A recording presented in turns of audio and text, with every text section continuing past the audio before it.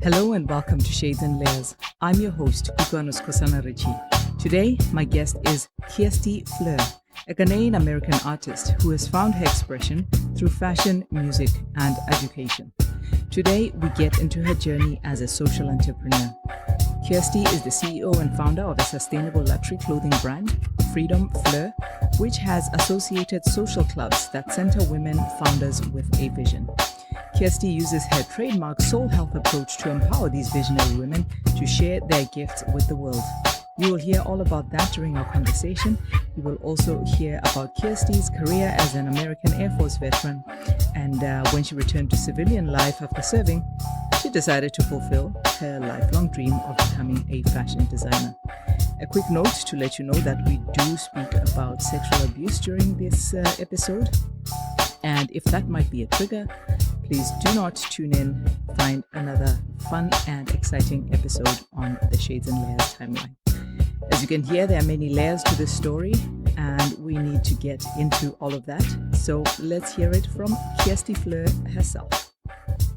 So I consider myself an interdisciplinary artist. So I use different spheres of art, I guess you could say, interconnected together to weave or to articulate my message. And so for me, that message is always freedom and justice. So I do this through music. I'm a recording artist, as well as fashion designer and fashion. I didn't know that part. I only got the fashion part. Okay. Yeah, see, they left that part out. Oh, wow. Okay. All right. I use music to do that as well. But yes, I do some creative activism, artistic activism. So I do R&B, jazz, soul, do a little bit of country. Like a proper Southerner, of course. Yeah. Yeah, okay. So justice and freedom are the themes that run through your work. What is it that drives these interests? You know, the crazy thing for me is it feels like a birthright type of thing because I'm Ghanaian-American. And so, you know, Ghana's theme is freedom and justice, but it feels like it's a thing that's inborn in me. But also just growing up, I went through this experience where I was abused as a kid. And so I just always kind of had this kind of like this passion or this fight to, you know, for freedom because my voice was dimmed or pushed down. And so, you know, that became the way that I articulated everything that I touched, everything that I put my hands to was all about, okay, everybody needs freedom and justice. I need freedom and justice. Who are the people who need this as well? And start finding a way to advocate for not only myself, but for other women who were in the same position that I was in. Mm-hmm. So you started advocacy work. When did it come to you? When did you fall into this work? I would say probably around 2015 is when I kind of leaned into it. I realized there was something happening. And I was on my own journey already. I was doing my thing. I was doing church worship leading. And I was like, you know, I'm on my path. I'm doing what I'm supposed to be doing. And then something, you know, over time just didn't feel right, just didn't sit right. It felt like something was coming up for me. And so that's when I took the journey because, you know, life can lead you on this journey. You just have to accept it. So life was leading me, calling me on this journey. And I was like, okay, I need to deal with the thing that happened to me when I was a little girl. So it's like the little girl was saying, knock, knock, you know. So that came into the picture and I started dealing with it and, you know, doing therapy and counseling for that. And as I started doing that, I started, you know, that's when the work, what I feel like it is the work of my life started coming into play. Yeah, yeah. And what does that work of your life look like now? Yeah. So fashion is a very interesting story for me. I'm a self-taught artist and designer. So when I was younger, I got into a fashion design school. And my mom didn't want anything to do with it. She was like, you really need to get a real job. Like, you need to get a job that's going to pay some money. Mm-hmm. So you need to do something different. And so I didn't follow my fashion design dreams, but life just kept leading me right back to it. I still did design work anyway. So as I've been on this journey, you know, like I've always said, okay, I want to do fashion design at some point. But when I had that moment back in 2015 to 2017, where, you know, all the things were coming together, I said, okay, you know, maybe I can use the thing that I'm passionate about, or the art that I love to do, you know, to help speak for women and, you know, do things this way. And so that's when I decided to use art as a form of artistic activism as well, is being able to create a line of clothing and say that, okay, women deserve justice and luxury and ease and all these things as well. And then, how do I weave it together? How do I use the gifts that I have to make something meaningful? So that is kind of what that looks like now. Okay. And how does this ethos articulate itself in the way you work and your business practices? Absolutely. So we call it luxury with a purpose. And so we know that, with the fashion industry and what's happening behind the scenes in a lot of spaces within sustainability, with fashion, there are people in the background that are making the clothes that don't get fair wages. A lot of those people are women. They don't get ethical treatment, fair pay, all the things. And so I was actually able to see those things in person, and I couldn't keep going the direction that I was going. I was like selling T-shirts at first, like, oh, here's a shirt, like I think it Start the Conversation was like my first T-shirt I ever sold, Right. with like a logo on the front of it. And then, as I learned more about the industry, I was like, I can't say that I am empowering women and for women in this way, and then know what's happening in the background and not do the work. So it's been a long journey of making sure that we partner with the right manufacturers, that the women who are working in these mills are being paid well or being treated well, can feed their families. And then, we love when we can partner with somebody, with a mill, where there are already sustainable, where there are already educational initiatives in place. But if there's one that doesn't have that in place, we have a program we call the FF Social Club, where it's local and global, and it's emerging. So we have this space where women can upskill and learn entrepreneurship. And then there's this space for wellness, because we know that we need that as women as well. Okay, let's get to the suppliers part, where, you make sure that they're engaging in ethical practices. Do you find them locally, abroad? And, how do you balance that supply chain spread with your sustainability goals? Right. So I'm not always able to go to the factories that are in other countries, but the ones that are local that we personally go there and check those factories out. We see what their certifications are, those type of things that they have in place. We just ask the hard questions. In some places that we went to, they have not answered those questions because, they're doing something they shouldn't be doing. So we know that we shouldn't be partnering there. But there's networks that I'm a part of that are in the UK and other places where they are specifically creating platforms for manufacturers and suppliers. So I have this platform that I only use to go to connect with, if it's buttons, if it's embellishments, if it's zippers, whatever it is. So yeah. And I've heard you speak about luxury as sustainability. Can you elaborate on that and what it looks like for you in real life? Yes. So I had this thought process around luxury with sustainability when I thought about my grandmother. She was growing up, we didn't have much. She was poor, but she always was dressed beautifully. And I feel like that the mindset was more of the shift than it was like, look at these expensive clothes that I have on, look at the garbs that I'm wearing, look at, this station or position that I'm at in life. I didn't know that we didn't have the things that we were supposed to have, because her mindset, her lifestyle, it was just one of luxury anyway. And so it was such a beautiful thing to me that I thought every woman should be able to have this. But how do we do this? Because we need to partner this in a way that these are clothing that are made well. The garments the fabrics are coming from Italy and France. So they're not cheap garments, and they're not, being made, very quality and well. So how do we provide a space where women can have either access to this or have access to like I said, the educational initiatives around it? So we decided what we would do is take a portion of the proceeds from each garment, and then we put it into a fund, and then women are able to receive grants off of the product that we're selling. So for us, it makes luxury feel, it makes it feel right, to be able to say, okay, here's this garment this is the price of this garment, but we're also helping women move their businesses forward, because we feel like women are multipliers. When we get the resources in our hands, when we're given opportunities, we go and we change our families' lives, we change our lives and the communities around us. So yeah. So this leads me to talking social enterprise. So yes. Are you a social enterprise? Do you consider yourself a social entrepreneur?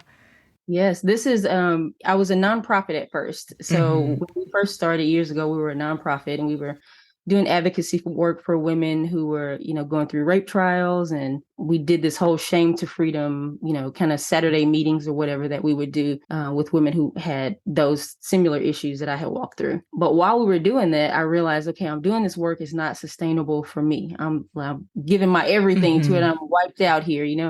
And so I took a break, took a pause from it. And then while I was in the middle of doing that, I was like, we need to consider ourselves, or we need to pivot and become a social enterprise, which I know you can do that the nonprofit way. But I said, for me, what is going to feel right for me is let's do this for profit. Let's make sure that every garment, everything that we create, has a meaning behind what we're doing. And so that is essentially what I consider a social enterprise, is that we are focused on Right. the person behind it is our main focus. Like the garment is great, the design is nice, but really at the end of the day, it's the person. Yeah, yeah, yeah, absolutely, absolutely. We are talking fashion with a purpose today on Shades and Layers, and my guest is Kirstie Fleur, founder of the luxury sustainable fashion brand Freedom Fleur. Her dedication to freedom for everyone, and especially women, is the driving force behind all that she does. Up next, she discusses her FF social clubs, balancing the multiple facets of her professional and personal life, and the ins and outs of running a sustainable fashion brand.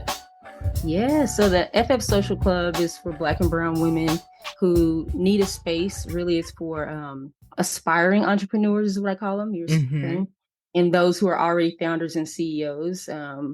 And Okay. I put this club together, two spaces. I put this club together because for myself as a founder and CEO, what I was finding is I'm having these, higher level issues and things that I needed to talk through, but I didn't have the women who were at that level could sit at the table with me and have these conversations.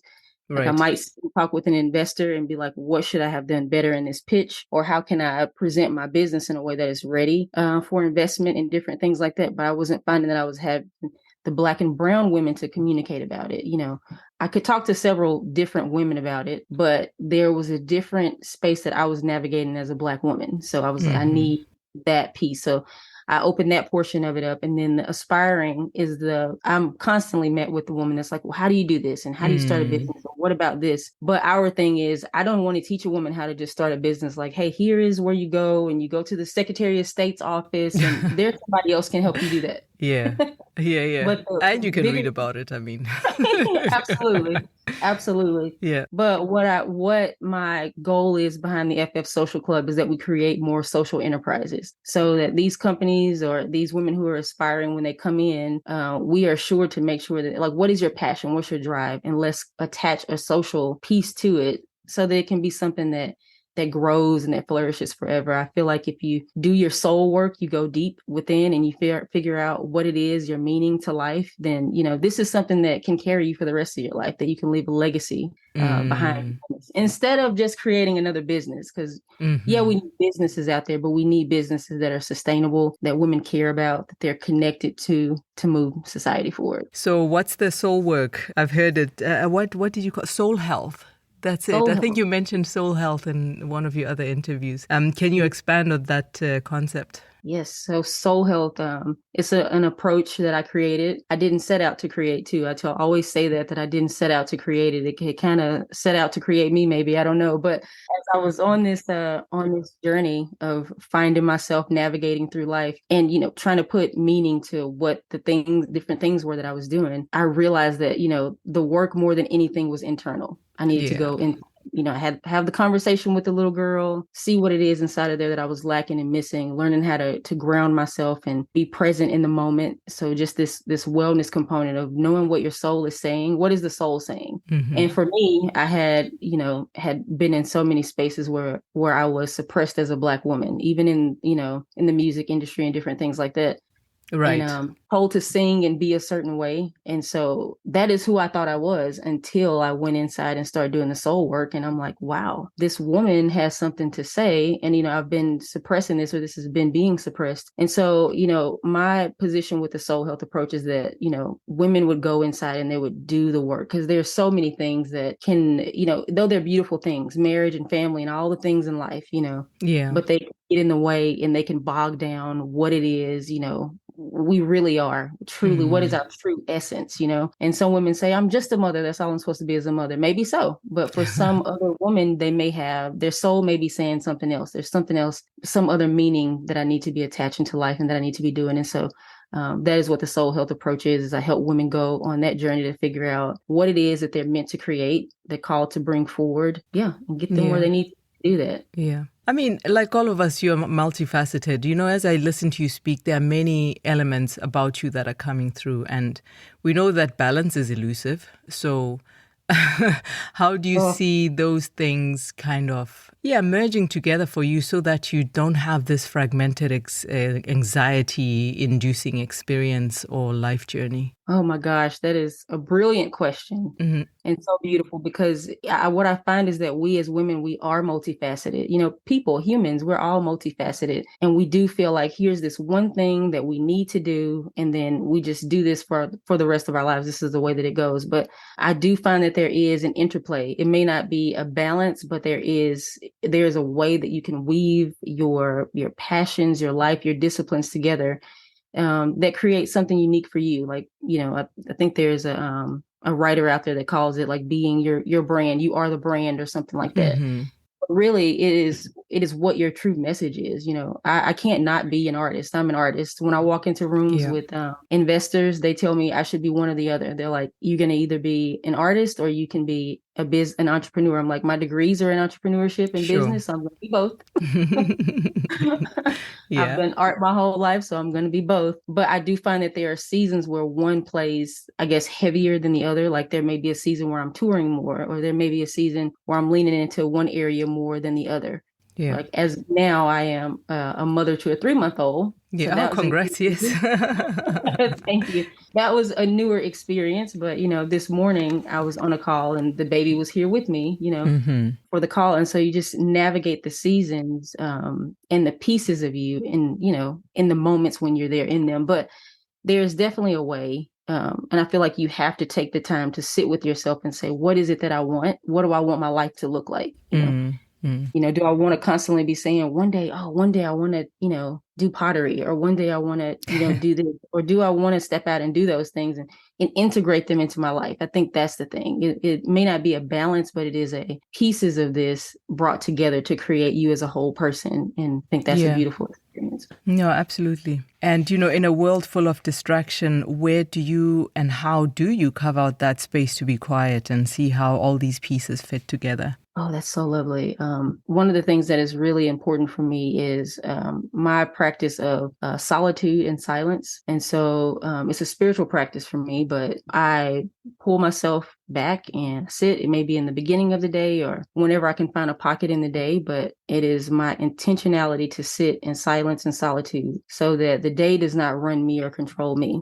And so that is a very important practice for me because I feel like now I can hear myself thinking, I can hear maybe I need to pivot in this direction, but I'm not actually entering into the moment looking for ideas or anything. I'm bringing me into that moment and I'm sitting with that moment. What does that moment want to say? It's the same thing I do with when it's time to write a song. I sit and I say, what song wants to be written right now? I just don't want to write meaningless things. So right. Yeah. Wants to be spoken. Yeah. Yeah. And, I can also see the deliberate effort that goes into making your garments. So much color. Yeah. Craftsmanship. I mean, you can see the quality. So who's wearing these clothes? Who is the Freedom Fleur woman? The Freedom Fleur woman, she is entrepreneurial. She's in the city centers. She cares about women's rights. She cares about what's happening in the world today. She's not disconnected from what's happening in the world. She makes it her business to know what is happening, while also being really in tune to herself as a person. Who am I? What do I need? When do I need to pull back? And knowing that she does not need to die on the stoop of each one of, these moments or movements or things that are happening in the world today. But she's confident. She's sure of herself. She understands that she needs luxury. She wants luxury. She wants ease, and she wants it on her own terms. And so these are women in business. These are women who are artists. They're creatives. They're living life on their own terms. Wonderful. And how did you strike, how did you come to a point where you found the right quality fabrics, the right manufacturing process, and the sweet price point where it's still accessible, but it's luxurious. That has been a work, because again, you partner with different manufacturers or different mills, and they have different what are called MOQs, like their amount that they can do, their minimum order quantity. And so for a smaller brand, we don't want to like have hundreds of thousands of garments sitting at the studio and we can't sell them, or we're having to figure out what can we, because it's not sustainable. So what can we do with all of these products? So we look for factories and mills that have the lowest MOQ possible, so that we're not keeping a whole bunch of stuff on back order that way. So it's been a journey. Like, we just start out and we reach out and see whose goals and whose values align with ours. And then once we start the process, we either find out that this was just words on a piece of paper, maybe a little bit of greenwashing, or yes, and, so common. make a deal about it. Right. Very common. We don't make a big deal about it. We just, okay, this is not the right fit. And then we just keep going, because we know that, this is important work to us. We feel like we're in the middle of something that's movemental and that's important. So yeah, we just keep going. Anytime there's a hiccup, we keep going. Yeah. So who is we? Is there a business partner? Is there a team? Yes, there's a team. We have a small team. It's a sweet team. My husband is my operations guy. He's growth and development. It just felt right to pull him in. He's built several multi-million-dollar companies, and I was wonderful. Like, I need you on my team as my growth guy. Yes. And then, I can bark a little bit of orders around to him too, and he doesn't get, offended by it. So right. That works.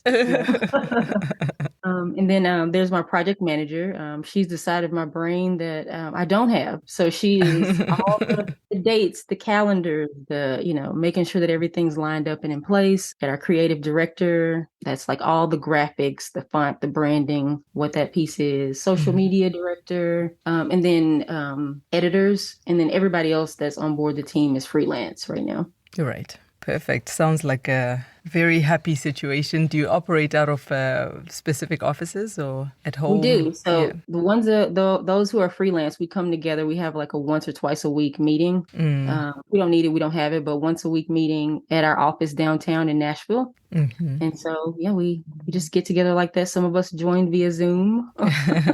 Sure. It works. Fun times.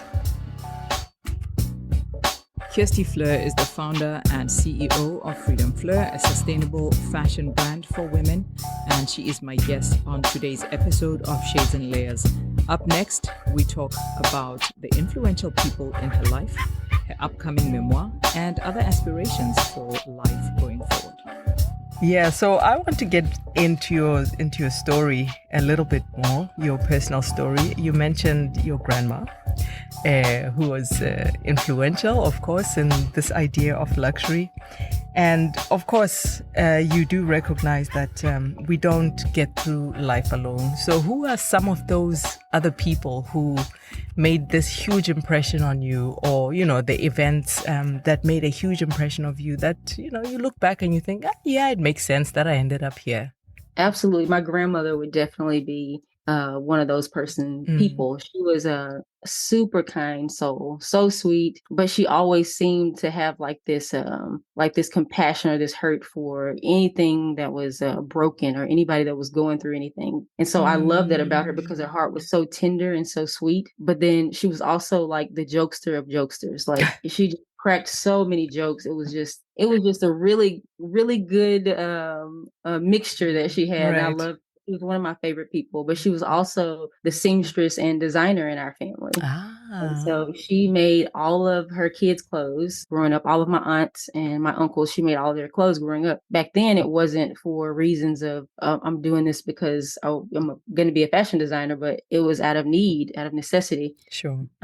And so it was just beautiful to watch her do that. All her clothes were always beautiful. She made her clothes, and everything was always steamed and pressed to the nines. Oh, yeah. So, she was pretty amazing. And then there is my mother, Mm-hmm. who at the time when I was younger, it wasn't popular to be a woman that was a preacher who was standing in a pulpit. And my mom was a preacher, motivational speaker in a time, like I said, when it was not popular to do Yeah. so. Yeah. And I remember like sitting on the front row at these old, really old churches, and she'd just be sometimes up there with her eyes closed speaking, or she'd look at me to kind of get like some encouragement because, I'm like her Sure. person. I could Yeah. tell as Yeah. young as I was, but it wasn't until I got older that I realized, wow, she was doing this afraid. You do it scared. And so Yeah. without knowing it, these two people, I think they really taught me to just like go for it. I've never lived in a world where I haven't seen a woman be in leadership or leading. So, Yeah. yeah. Lovely. Speaking of leadership, I know you are a veteran. You were in the Navy Air and Force. in the Air Force. Okay. Oh, so you fly planes. Oh my goodness. Oh my gosh. Oh, yeah. Fantastic. So, how did you end up there and how has that influenced your trajectory? Yeah. So nobody ever asked me how I ended up in the Air Force. That's a good question. Well, I was in college, and in the middle of college, I was like, okay, I need help paying for school. But also, the Air Force's mission was something that I loved even when I was in high school. I was like, at some point, I want to join the Air Force. I'm going to get my bachelor's degree. I'm going to go in as an officer, all the things. But while I was in college, I decided I'm going to go ahead and go in now. I need it. I need the assistance. I need the school benefits and the assistance and the mission aligns, the freedom, the justice, all those components and pieces. And I feel like I got more than I bargained for when I went to the Air Force because, in a lot of ways. That's great. I hope it's in a good way. Yes. In a good way. But I was taught leadership in a way that I didn't realize that I would be taught. I didn't realize when I was going into it that I would be being prepared as a leader like I was. And I didn't really know how to study before I went into the military. But I mean, the Air Force, the way that you have to study and all these tests and everything coming up, it was just a level of like discipline and leadership that I really needed to learn and get quickly. And so it just felt like it was the right time in my life to do that. And so I've used everything I've learned from that season in my life over and over again. What attracted you to the Air Force? It was Top Gun, wasn't it? No, I'm joking. Oh, you know it. I'm just joking. It was the suits. I wanted to be cool and wear the suits. I'm a very, yes, I could say like craftsman types person, like hands-on. So at one point I even worked for American Airlines, and I did Right. every component of working at American Airlines, from throwing the bags to check, all the ticket agent things or whatever. But Air Force attracted me because it was one of those things where I'd be able to use my technical skill sets. I worked on computers. Yeah. So yeah. I did. So I was able to fix computers, work computers, take them apart. I did the actual computer, the customer service piece of it. So just every piece of it. But then I also was going into it knowing that in a couple of years, I'd be able to kind of transition to different aspects of the career field. And so I liked that I could kind of switch it up a bit, and I didn't feel like I was stuck. So yeah, that was a piece of it. Lovely. So now we get into the rapid fire. First question is, if you had to write a memoir today, what would it be called and why? I'm in the middle of writing a memoir, so this is perfect. And I've been playing around with the name of it for quite a while, but I think it'll be something like Finding Your Voice, something about beacon and finding your voice in the middle of the noise. Yeah. And the reason why would be, me going on this journey and realizing that I needed to go internal. Like I've said a few times on here, I needed to go inside and find my voice, get reacquainted with who the little girl was inside to find out what I'm really meant to do. What's the journey? What's the path that I'm taking? Right. And if you had to turn the story into a film, who would you pick for the lead actress? Oprah. Yay! I love Oprah. Oh, yeah, she's fantastic. Actually, nobody has chosen Oprah before, so really, great. Yeah. And if you had to invite a famous Black woman, living or dead, apart from Oprah, to dinner, who would it be and why? I think that it would be Maya Angelou.